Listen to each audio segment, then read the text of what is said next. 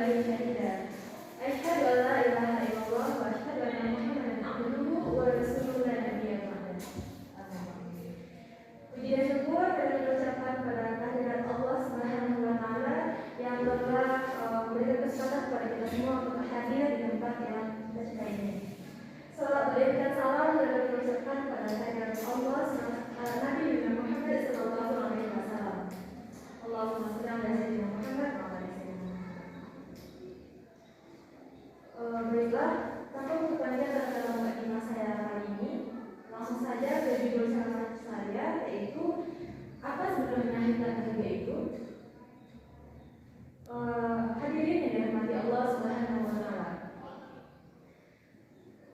Apa sebenarnya hikmat kebahagiaan itu? Apakah hadirin bisa menjawab? Tidak. Tidak dikisahkan ada seorang yang kaya raya, berharta banyak, dia naik kendaraan yang besar, megah, dan mewah. Dalam perjalanannya itu ia melihat ada tanaman padi yang hijau, lalu ia melihat ada anak-anak kecil membawa makanan beserta ibunya menuju suatu pondok di tengah sawah. Suaminya sudah menunggu makanan siang tiba. Lalu apa kata si orang kaya dalam kendaraan mewahnya? Oh, amat bahagianya petani itu. Di tengah perutnya yang lapar, istrinya dan anak-anaknya datang membawa makanan untuknya. Tentu laparnya hilang, rindu pun sirna, karena anak dan istri ada di sekitar kita. Bahagianya jadi petani, kata pengendara yang kaya itu. Waktu orang kaya berpikir bahwa dia tidak bahagia, si petani yang bersama anaknya di pondok tua itu juga memandang orang kaya tadi dalam kendaraan yang mewah itu. Apa kata petani itu? Betapa bahagianya orang kaya yang naik kendaraan mewah, sedangkan aku hanya duduk di pondok yang tua ini, ujarnya. Maka pada hakikatnya manusia itu dua-duanya tidak bahagia. Lalu sebenarnya bahagia itu gimana, gitu kan?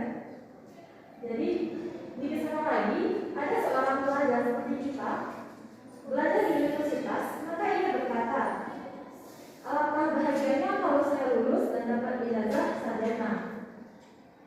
Ketika ia mendapatkan ijazah sarjana, ia berkata lagi, oh alangkah bahagia bila aku mendapatkan gelar doktor. Ketika dia sudah mendapatkan gelar doktor, ia berkata lagi, susahnya meraih gelar doktor, belum juga saya dapat pekerjaan. Setelah mereka dapat pekerjaan, dia berkata lagi, alangkah bahagianya kita kalau menikah. Setelah dia menikah, dia berkata lagi, aku tidak bahagia sebab orang selalu tanya, sudah pernah punya anak atau belum? Jadi sebenarnya itu bahagia itu punya siapa, gitu kan? Jadi di sini saya dapat menunjukkannya, bahagia adalah ketika kita merasa lapang, apapun yang datang. Kalaulah mahasiswa mendapat gelar sarjana itu hatinya lapang, tentu ia akan bahagia. Kalaulah petani berada di rumah tua itu hatinya lapang, tentu dia bahagia. Dan kalaulah orang kaya yang mengendarai mobil mewah itu hatinya lapang, tentu dia juga akan bahagia. Itulah mengapa Musa alaihissalam di tengah kesusahan hati, ia melawan ayah angkatnya yang bernama Firaun. Ia meminta hati yang lapang.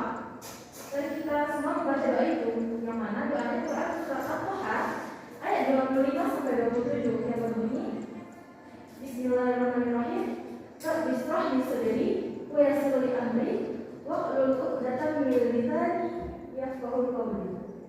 Yang artinya, ya Tuhanku, lapangkanlah untukku dadaku dan mudahkanlah untukku urusanku dan lepaskanlah kekakuan dari lidahku. Itulah mengapa ketika kaki Nabi Muhammad pecah dan berdarah, giginya patah, pelipisnya meneteskan darah, tapi beliau tersenyum, selalu tersenyum. Kenapa? Hati beliau lapang. Allah sudah melapangkan hati beliau. Apa kata Allah untuk beliau? Alam nasroh laki sebelum. Yang artinya, bukankah kami telah melapangkan untukmu dadamu? Itu beda Nabi Muhammad dengan Nabi Musa.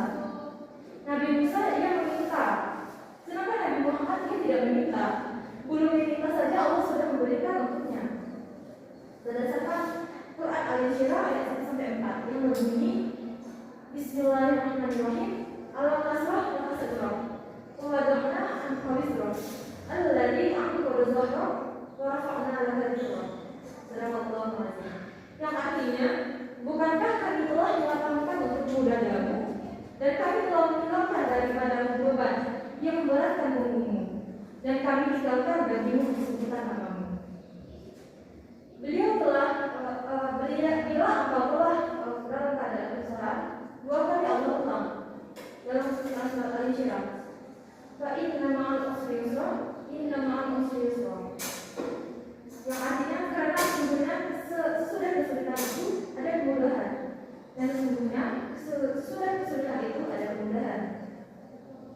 Baik hadirin hadirat yang dicintai Allah Subhanahu wa taala, hati lapang itulah yang membuat Buya Hamka tersenyum di dalam penjara. Penjara berjalan perlahan tapi pasti, maka keluarlah tafsir Al-Azhar. Hati yang lapang itu juga membuat saya putus tersenyum menghadap tiang gantungan. Walaupun ia dipenjara oleh Gamal Abdul Nasir, tapi sebelum kematiannya sempat pula ia menulis kitab tafsir Fil Zihal Quran. Di bawah naungan bayang-bayang Al-Quran, apa kata saya kutub dalam mukadimahnya? Yang artinya, hidup di bawah bayang-bayang Al-Quran itu nikmat. Tidak ada yang bisa mengetahui kecuali orang-orang yang merasakannya. Maka bahagia adalah ketika hati terasa lapang. Bila kita melihatlah wajah seseorang yang tenang dan cerah, maka ketenangan bukan pada wajahnya. Bila kita melihat orang melangkahkan kaki dengan tenang dan penuh wibawa, maka keterangan bukan pada kakinya. Bila nampak ayunan tangan yang tak tergesa-gesa, maka kebahagiaan bukan pada tangannya. Lalu, di mana letak kebahagiaan itu? Maka ketahuilah, dalam jasad ada segumpal daging. Kalau yang segumpal itu baik, maka yang lain jadi ikut baik. Kalau yang segumpal itu rusak, maka yang lain pun jadi ikut rusak.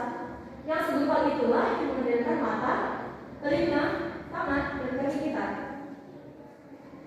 Yang segumpal itulah tempat rindu, benci, marah, ridho, ikhlas, fasih, hasad, dan kufur. Di sanalah bersemayam rindu dan benci. Maka janganlah kau terlampau benci sesuai dengan